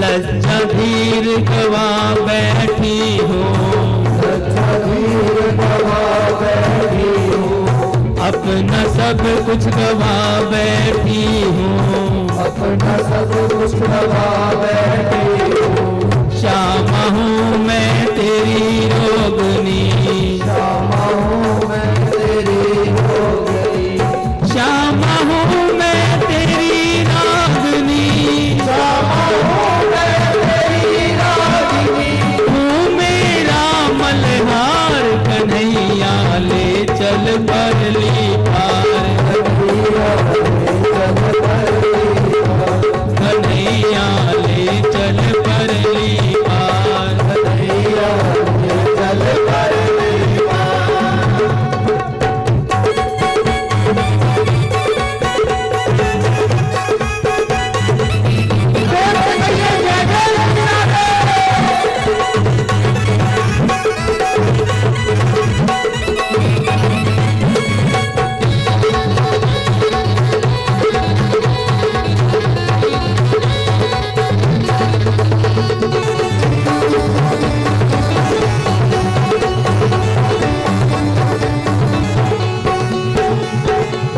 अन धन यहाँ बरस रहा है, यहाँ बरस रहा है, पत्ता पत्ता हर्ष रहा है, पत्ता पत्ता बरस रहा है, पीपी कोई बरस रहा है, कोई बरस रहा है, बहुत हुआ अब हार गई मैं, बहुत हुआ अब हार गई मैं, बहुत हुआ अब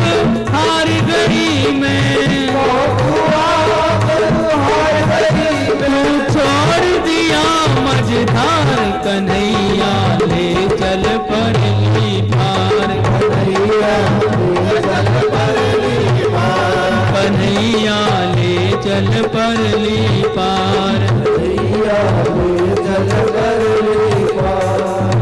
जहाँ विराजे श्यामा प्यारी, जहाँ विराजे श्यामा प्यारी, अलबेली सरकार कन्हैया ले चल पर ली पार, ले चल कर ली पार, ले चल कर ली पार।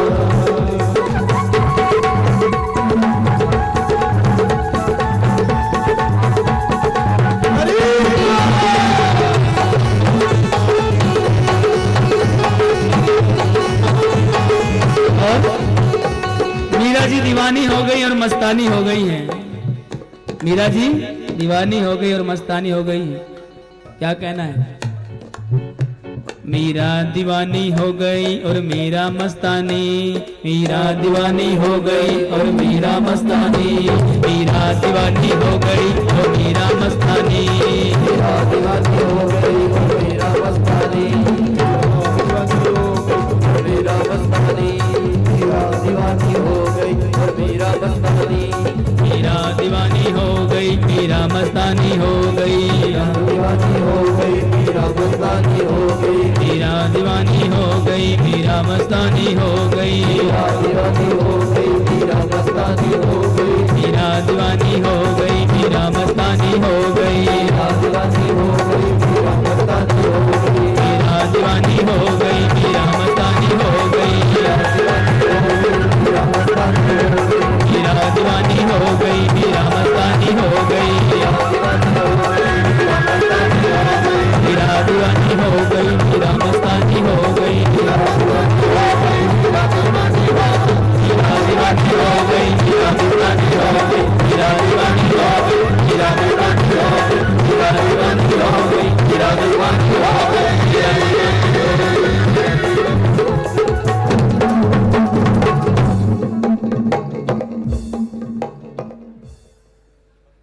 बोलिए हरे कृष्णा हरे कृष्णा। बोले संत भगवान की जय। हमारे बीच में पूज्य महाराज श्री पहुँचे हैं, संत भगवान पहुँचे और साथ में महामंडलेश्वर राधागिरी जी जो आप सबको आशीर्वाद देने, अपना सानिध्य देने आप सबके बीच में पहुँचे। आप सबका अभिनंदन, आप सबका स्वागत। बोलिए हरे कृष्ण। और रुक्मणी का विवाह तय कर दिया गया। रुक्मणी भगवान श्री कृष्ण को मन ही मन पति मान चुकी थी और रुक्मणी ने एक ब्राह्मण के हाथ एक चिट्ठी लिखी और द्वारिका नगरी भेज दी। द्वारिका नगरी वो चिट्ठी पहुंची। भगवान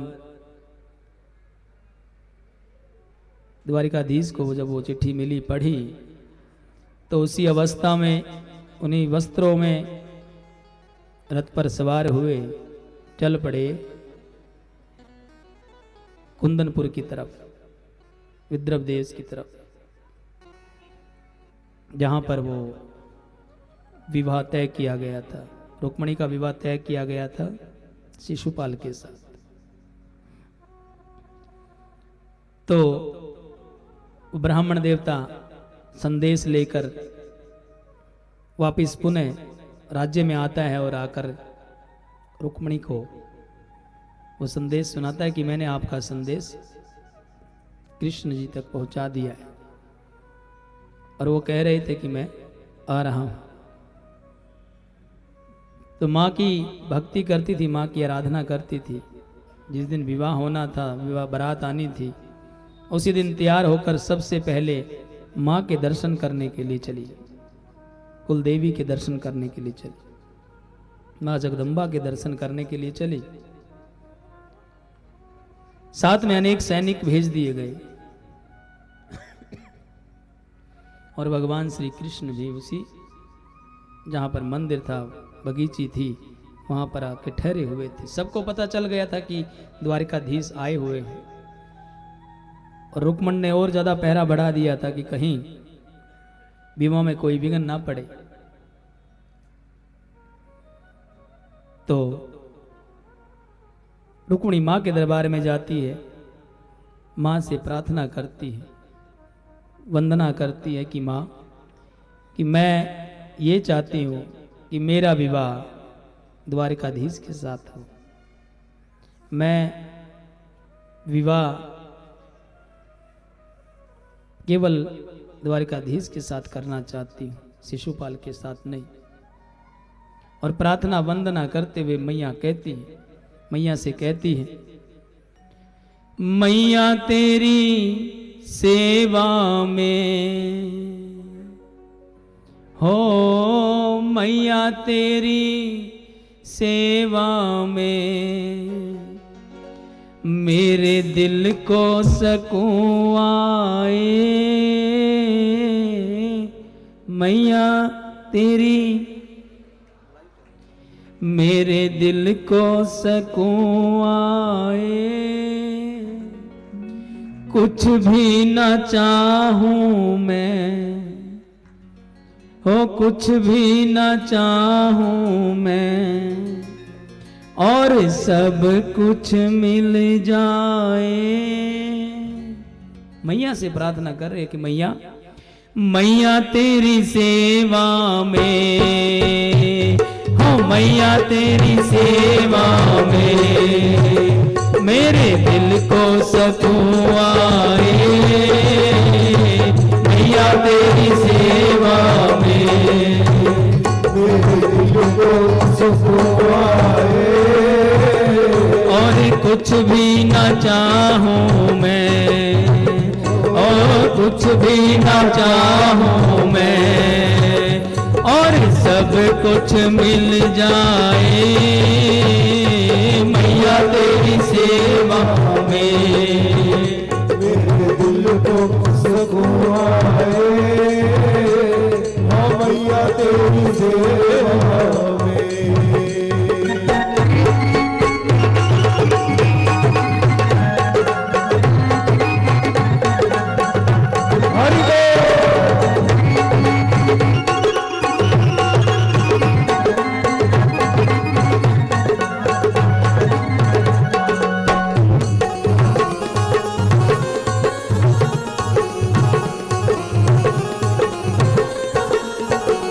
और मैया से कहती है कि मैया, जिसने भी पाया है